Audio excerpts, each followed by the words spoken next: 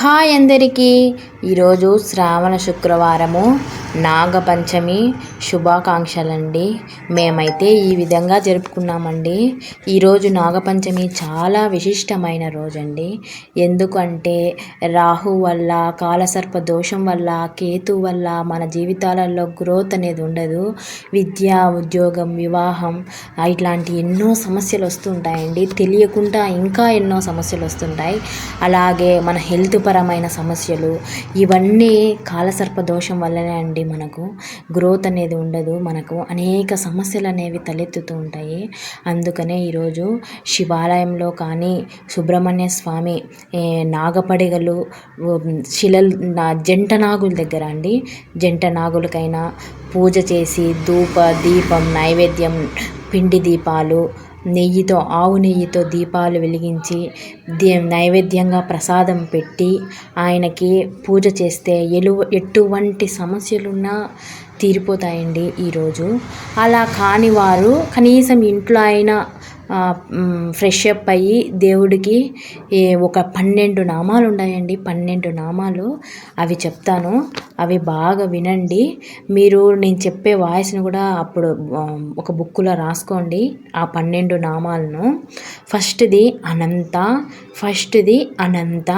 Second Vasuki, third Shesha, fourth కమలం,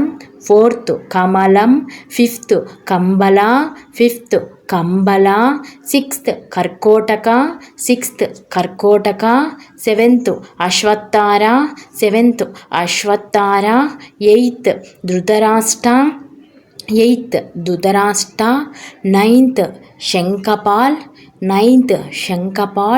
tenth Kaliya, 11th Takshaka, 12th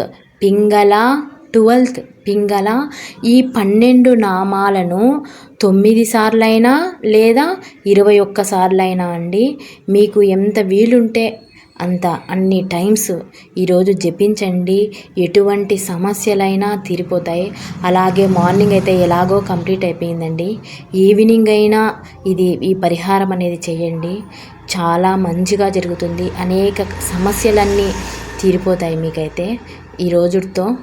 మీరు ఇది ఖచ్చితంగా చేయండి. ఈరోజు నాగపంచమి స్పెషల్ అండి. అలా వీలు కాకపోయినప్పుడు శ్రావణ మాసంలో మళ్ళా నాగుల చవితి అయినా వస్తుందండి, ఆ రోజైనా చేయండి. అంతా మంచే జరుగుతుంది. మేమైతే ఈరోజు ఇలా వెళ్ళామండి పుట్ట దగ్గరికి, సుబ్రహ్మణ్య స్వామి దగ్గరికి ఇలా వెళ్ళి పూజ చేసుకున్నాము. మీరు కూడా ఇలాగే చేసుకున్నారా? మీకు కామెంట్ చేయండి. మీకు ఈ వీడియో నచ్చితే లైక్ చేయండి, షేర్ చేయండి, సబ్స్క్రైబ్ చేయండి. Thank you. బాయ్. అందరికీ మంచి జరగాలని కోరుకుంటున్నానండి.